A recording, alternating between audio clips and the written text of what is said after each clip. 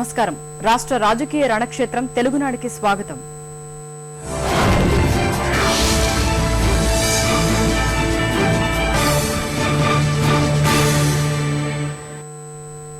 సీమాంధ్రలో అసలు సిసలు రాజకీయ వేడి రాజుకుంది. రేసులో ముందున్న సైకిల్ వేగం పుంజుకుంది. ఎంపిక చేసిన అభ్యర్థులకు బీఫారాలు ఇచ్చిన బాబు మిగతా స్థానాల ఖరారుపై దృష్టి సారించారు. హిందూపూర్ స్థానంపై నెలకొన్న ఉత్కంఠకు తెరదించేశారు. ఎన్టీఆర్ రాజకీయ రణక్షేత్రమైన హిందూపురంలో మళ్లీ ఆయన తనయుడు నందమూరి బాలకృష్ణ పోటీ చేయబోతున్నారు. ఇక యువనేత నారా లోకేష్ నిమ్మకూరు నుంచి యువ ప్రభంజనానికి తెరతీశారు.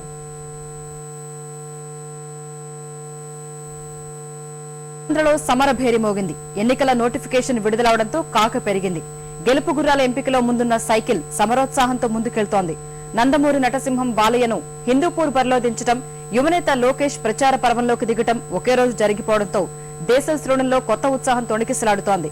ఇక వైకాపా ఇవాళ మేనిఫెస్టో విడుదల చేయనుండగా లోక్సత్తా 51 మంది అసెంబ్లీ అభ్యర్థుల్ని ఖరారు చేసింది.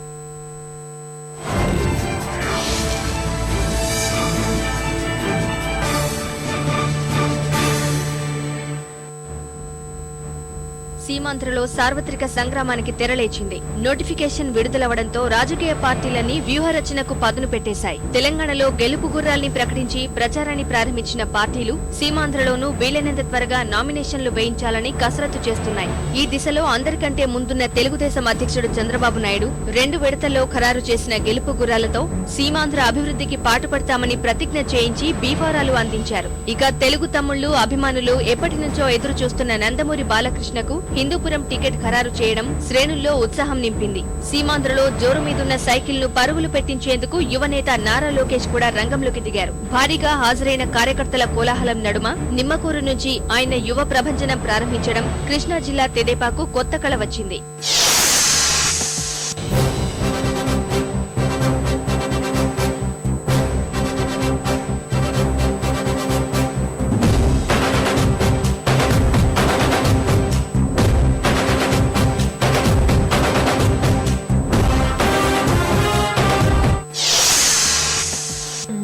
పంపించారు రాష్ట్రానికి శ్రీ నందమూరి తారక రామారావు గారిని.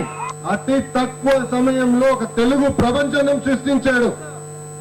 అలాంటి తెలుగు ప్రపంచనంతో కాంగ్రెస్ పార్టీని చిత్తుగా ఓడించారు. ఇప్పుడు అలాంటి అద్భుతమైన అవకాశం మళ్లీ మన ముందనుంది.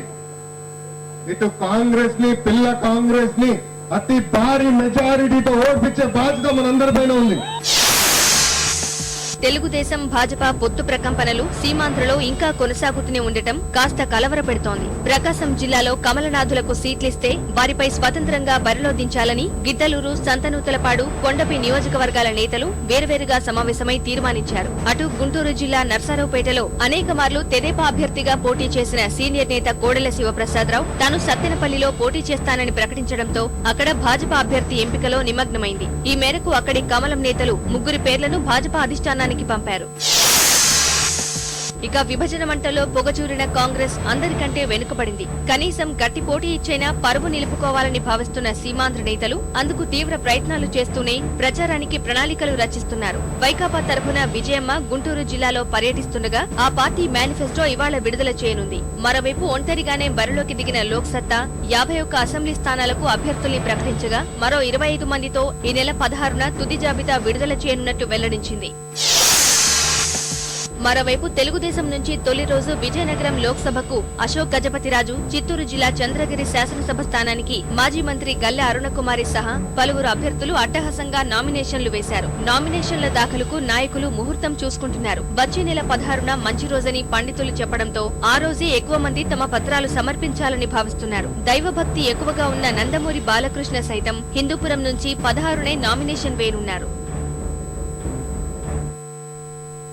విజయనగరం లోక్సభ పోరు కాక పుట్టిస్తోంది. రాజకీయ ఉద్దండుడైన అశోక్ గజపతి రణక్షేత్రంలో తలపడుతుండడం అందరి దృష్టిని అటువైపు తిప్పింది. రాష్ట్ర విభజన అనంతరం సీమాంధ్రలో తలకిందులైన కాంగ్రెస్ ఇక్కడ కూడా అలాంటి పరిస్థితిని ఎదుర్కొంటోంది. ఈ తరుణంలో విజయనగరం కోటపై జెండా ఎగురవేసేందుకు తెలుగుదేశం, వైకాపా తలపడుతున్నాయి.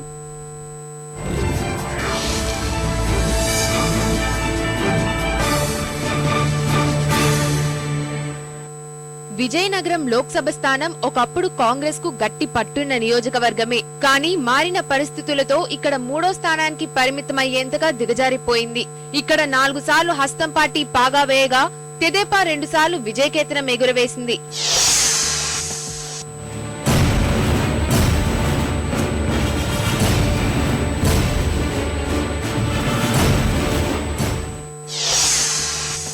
లోక్సభ నియోజకవర్గం పరిధిలోకి జిల్లాలోని విజయనగరం, నెల్లిమర్ల, చీపురుపల్లి, గజపతి నగరం, బొబ్బిలి అసెంబ్లీ నియోజకవర్గాలతో పాటు శ్రీకాకుళం జిల్లాలోని రాజాం, ఎచ్చెర్ల అసెంబ్లీ నియోజకవర్గాలు వస్తాయి. 2009 సార్వత్రిక ఎన్నికల్లో ఒక్క విజయనగరం నియోజకవర్గం మినహా మిగతా 6 అసెంబ్లీ సెగ్మెంట్లలో కాంగ్రెస్ అభ్యర్థులే పాగా వేశారు. హస్తం గుర్తుపై గెలిచిన బొబ్బిలి, ఎచ్చెర్ల ఎమ్మెల్యేలు ప్రస్తుతం వైకాపాలో ఉన్నారు. చీపురుపల్లి, నెల్లిమెర్లలోనూ ద్వితీయ శ్రేణి కాంగ్రెస్ నాయకులంతా తెదేపా కండువాలు కప్పుకున్నారు.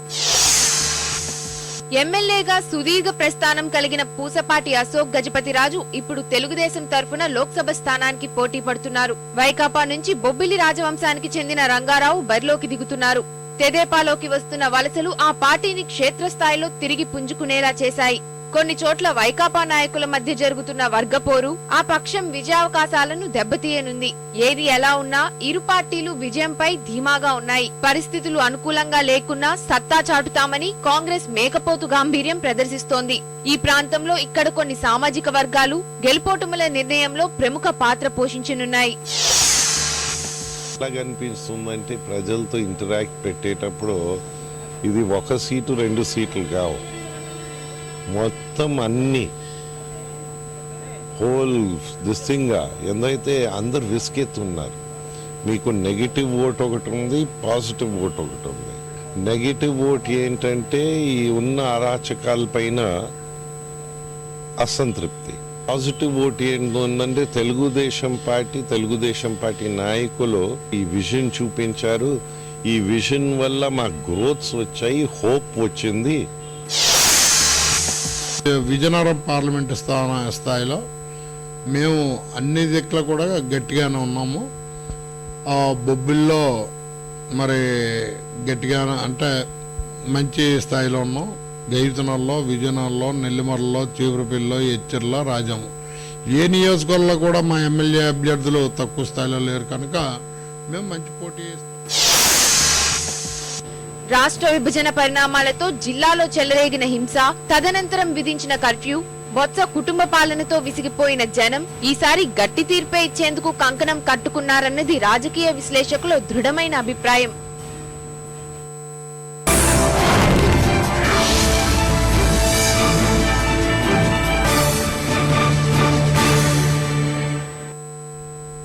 తరాల చరిత్ర ఉన్న రాజకీయ కుటుంబం ఆయనది. తాను స్వయంగా విజయవంతమైన పారిశ్రామికవేత్త. తండ్రితో కలిసి ఎన్నో పరిశ్రమలను ఉన్నతికి తీసుకెళ్లారు. వేలాది మందికి ఉపాధి కల్పించారు. అయినా ఇంకా ఏదో చేయాలన్న తపన. కుటుంబానికి ఎంతో ఇచ్చిన సమాజానికి తనవంతుగా ఏదో చేయాలనే ఆకాంక్ష. ఇక ఆలస్యం చేయకుండా రాజకీయ రంగ ప్రవేశం చేశారు. ఎన్నికల కథన రంగంలోకి దూకేశారు. అత్తగారి ఊరైన గుంటూరు పార్లమెంటు బరిలో నిలిచిన ఆయనే గల్లా జయదేవ్. రాష్ట్ర రాజకీయాలు, యువతకు ఉపాధి, సమాజ సేవ ఇలాంటి ఎన్నో అంశాలపై జయదేవ్ మనోగతం ఇప్పుడు చూద్దాం.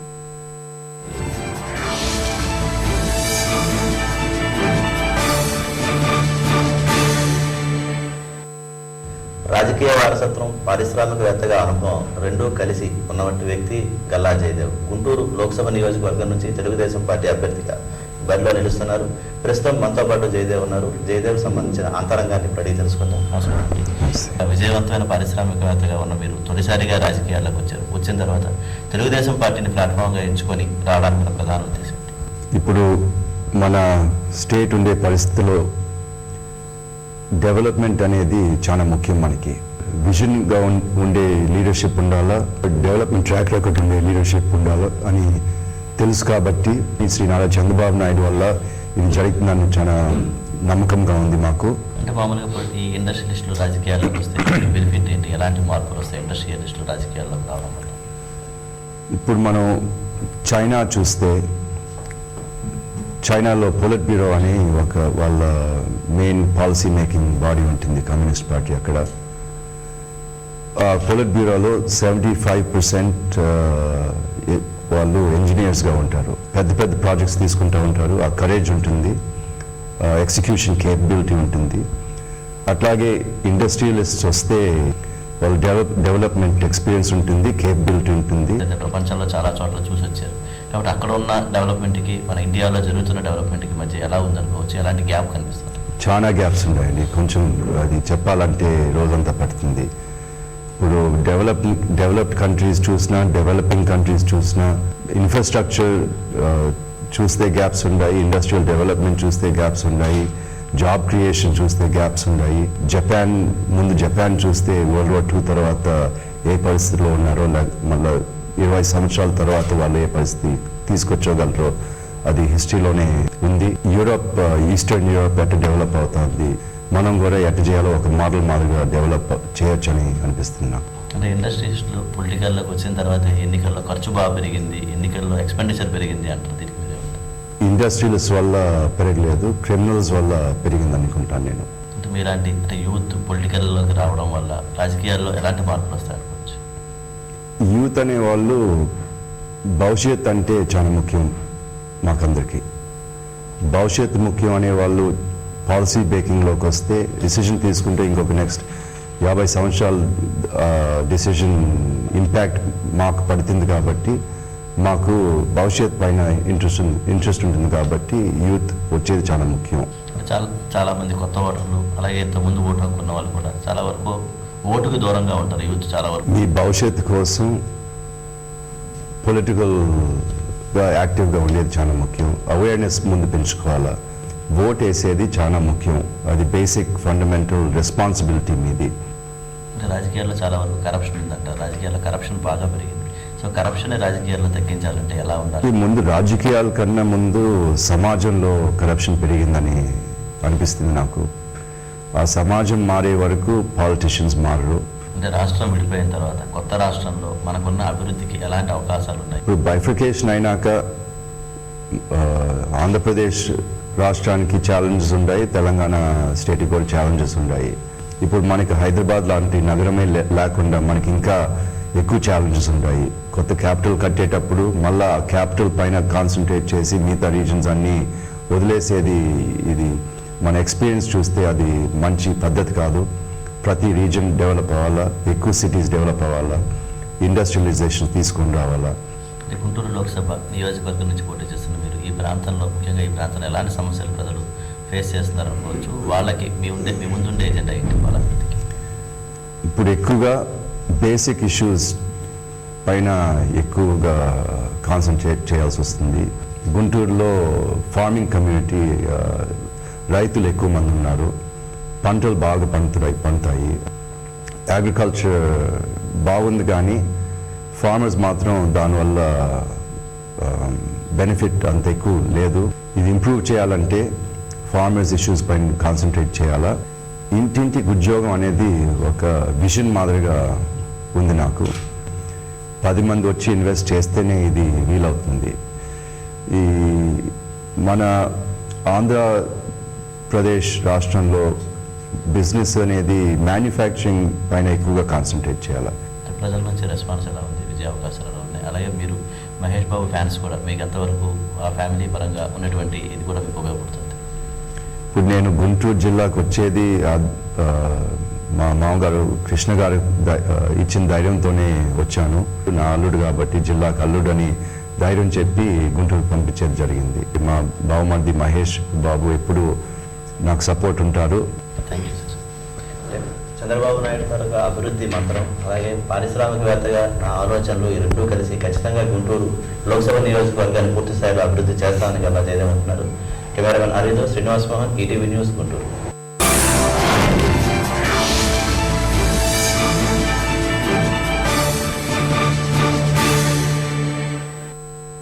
పదేళ్ల కాంగ్రెస్ పాలనలో సేద్యం తర్వాత దుర్భరమైన పరిస్థితులు ఎదుర్కొన్న రంగం పరిశ్రమలే. పారిశ్రామిక రంగానికి గడ్డు రోజుల్ని తెచ్చిపెట్టారు కాంగ్రెస్ ఏలికలు. చిన్న పరిశ్రమల మనుగడైతే కష్టంగా మారింది.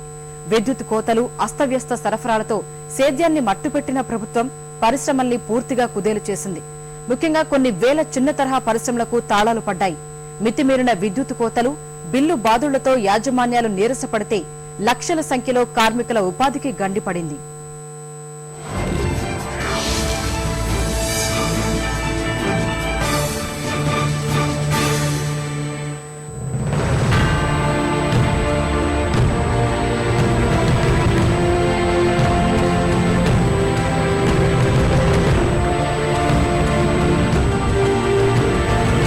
10 ఏళ్ల కాంగ్రెస్ పాలనలో దౌర్భాగ్యమైన పరిస్థితులు ఎదుర్కొన్న రంగాలలో చిన్న పరిశ్రమలు ముందు వరుసలో ఉంటాయి. ఆంధ్రప్రదేశ్ రాష్ట్రంలో చిరు పరిశ్రమలు విద్యుత్ కోతలతో చిగురుటాకుల్లా వణికిపోయాయి. ఏడాదిలో 6 నెలలు కోతలే, మిగిలిన 6 నెలల్లో కూడా అనధికార కోతలు. వెరసి అసలీ పరిశ్రమలే వద్దు బాబోయ్ అనిపించింది కాంగ్రెస్ ప్రభుత్వం.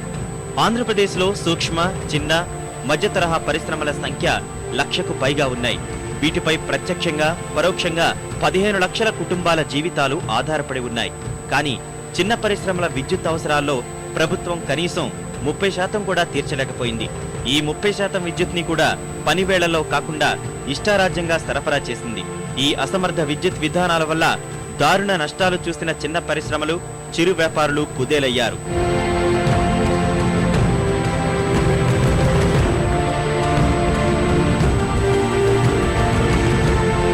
ముఖ్యంగా కుటీర, స్వయం ఉపాధి యూనిట్లు కుదేలయ్యాయి. ఆంధ్రప్రదేశ్లో ముఖ్యంగా ఉత్తరాంధ్రకు చెందిన వేల మంది ఉద్యోగార్థులకు హైదరాబాద్ ప్రధాన కూడలి. హైదరాబాద్ పరిసరాల్లో ముఖ్యమైన పారిశ్రామిక వాడల్లో వేల కొద్దీ చిన్న పరిశ్రమలు వెలవెలబోయాయి. 6,000 చిన్న పరిశ్రమలు నిరర్థక ఆస్తులుగా చతికిలపడ్డాయి. ఏటేటా సర్కారీ అనుచిత విధానాల వల్ల పరిస్థితి జటిలమైంది. పరిశ్రమలు కోలుకునే అవకాశం లేకుండా చేశాయి. విధానాలకు విసిగిన చిన్న తరహా పరిశ్రమల సమాఖ్య ఫ్యాప్సియా 2012లో ఒక నెలలో 15 రోజుల పవర్ హాలిడేని ప్రకటించింది. అయినా పరిస్థితిలో మార్పు లేదు.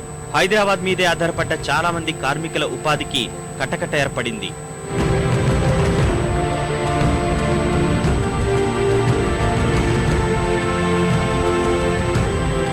ఆంధ్రప్రదేశ్, రాయలసీమల్లో చిన్న తరహా పరిశ్రమలే ఎక్కువ. అసలే కరువు, నీటి వనరులు లేక సేద్యం కుదేలు. ఇది అనంతపురం జిల్లా పరిస్థితి. 10 ఏళ్ల కాంగ్రెస్ పాలనలో అనంతపురం జిల్లా ఎడారిలా మారిపోయింది. గోరు చుట్టు మీద రాకటి పోటీల నిరంతర విద్యుత్ కోతలు ఆ జిల్లాలో చిన్న పరిశ్రమలను కుదేలు చేశాయి. హిందూపురంలో 70 వరకు ఇనుప సామాన్ల తయారీ పరిశ్రమలున్నాయి. ప్రతి పరిశ్రమలో 300 నుంచి 1000 మంది ఉపాధి పొందుతున్నారు. గడిచిన 5 ఏళ్లలో వేళాపాళా లేని విద్యుత్ కోతలు, బిల్లుల బాదుడు వల్ల యాజమాన్యాలు ఉక్కిరిబిక్కిరవుతున్నాయి. ఉత్పత్తి పడిపోయింది. పరిశ్రమలు మూతపడే పరిస్థితికి వచ్చాయి. ఇన్నాళ్లు ఉపాధి పొందిన కార్మికుల బతుకులు చితికిపోతున్నాయి. గడిచిన ఏడాదిలో 100 మంది కార్మికులు విద్యుత్ కోతల కారణంగా ఉపాధి కోల్పోయారు.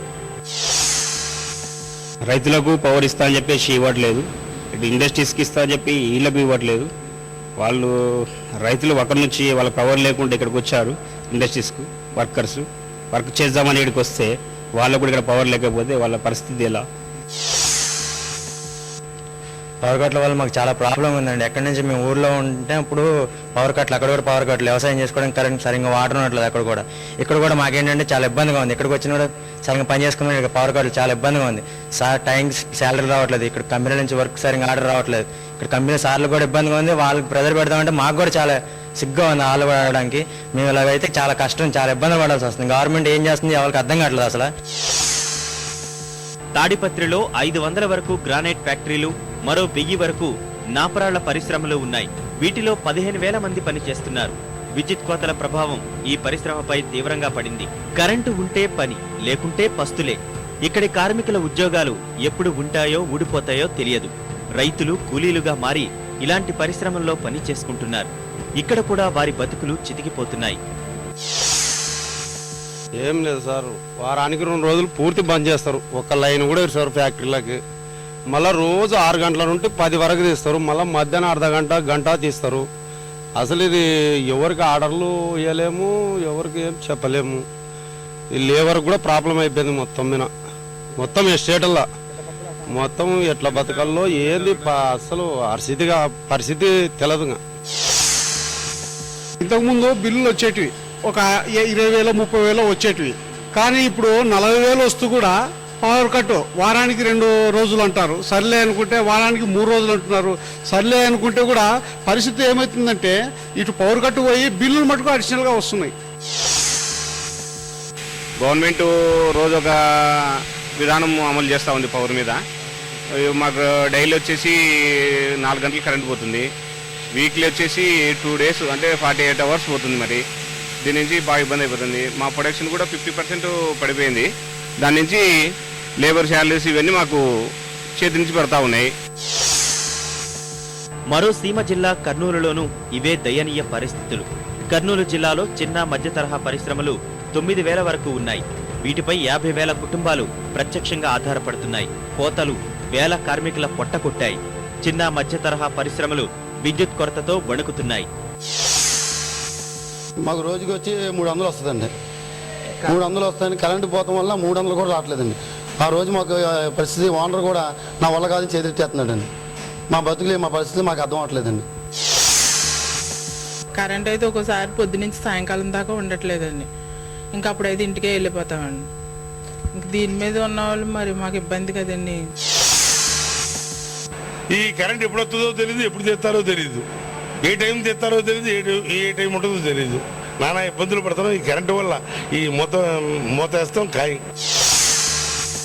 ఇక గుంటూరు, కృష్ణా, ప్రకాశం జిల్లాలోని చిన్న తరహా పరిశ్రమలు, వ్యాపారులను కరెంటు కోతలు కోలుకోలేని దెబ్బే తీశాయి. రోజువారీ వ్యాపారాలు చేసే చిరుజీవులు విద్యుత్ దెబ్బకు వణికిపోయారు. కోతలు జిరాక్స్ మిషన్, ఫోటో స్టూడియోలు, బిల్డింగ్ దుకాణాలు, వడ్రంగులు ఇలాంటి వారి పనులకు దారుణమైన కోత పెట్టాయి. 7 లక్షల ఇండస్ట్రీస్కి 55,000 కోట్లు ఎన్పీ అయిపోయింది. ఇది ఆర్బీఐ ఇచ్చిన నివేదిక. అంటే ప్రతిరోజు 72 ఇండస్ట్రీస్ కొలాప్స్ అయిపోతున్నాయి. వాళ్ళు ఇచ్చిన నివేదిక. ఈ పవర్ మేనేజ్మెంట్ లేకపోవడం పెద్ద దెబ్బ తగిలిందండి. ఇవాళ మన రాష్ట్రంలో ఏ ఇండస్ట్రీ ఉన్నా రేపేదో ప్యాకేజీలు ఇస్తానన్నా ఒరిగేది ఏమీ లేదు సార్. అసలు పూర్తి అంధకారంలో పోద్దనేదే మా ఒపీనియన్. గుజరాత్, తమిళనాడు, కర్ణాటకలో గడిచిన 5 ఏళ్లలో ఒక్క చిన్న తరహా పరిశ్రమ కూడా దివాళా తీయలేదు. మన దగ్గర అస్తవ్యస్త విద్యుత్ విధానాలు, ప్రభుత్వ అసమర్థత వల్ల వేల పరిశ్రమలకు తాళాలు పడుతున్నాయి. కరెంటు కోతల వల్ల పని దినాలు తగ్గి కార్మికుల వేతనాల్లో గరిష్టంగా 50% వరకు కోత పడింది. మొత్తంగా సర్కారు చేతకాని విధానాల వల్ల ఆంధ్రప్రదేశ్ పారిశ్రామిక అభివృద్ధి 10 ఏళ్లు వెనక్కి వెళ్ళింది. ఇలాంటి అచేతన ప్రభుత్వాన్ని ఇన్నాళ్లు మనం కొనసాగించాం. ఇకపై కొనసాగాలా లేదా అనేది ఓటరే నిర్ణయించాలి.